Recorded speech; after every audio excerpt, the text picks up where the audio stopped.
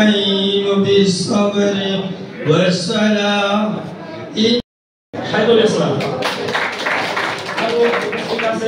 গান্ধী পৌরসভার সংগ্রামী সংগঠক সুমন।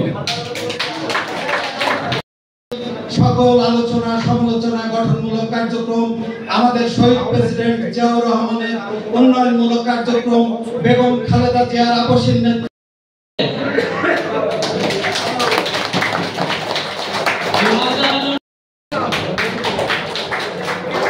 আমি মোর্চা আসার জন্য অনুরোধ করছি।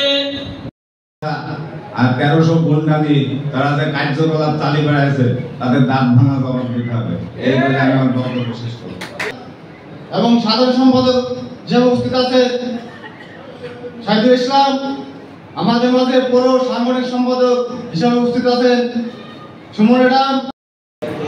তাই আমি একটা কথা বলবো যে আমার 8 নম্বর ওয়ার্ডের পাশে সবাইকে অনুরোধ যে আমরা ধানের শীষে একবদ্ধ হয়ে কাঁধে কাঁধ মিলে যাতে মিল্টন সাহেবের জয়যুক্ত করতে পারি, এইটুকু আমাদের আশা রাখি। আমি শেষ করি। অনুরোধ করছি গান্ধী পৌর বিএনপির সাধারণ সম্পাদক মোহাম্মদ শাহিদুল ইসলামকে।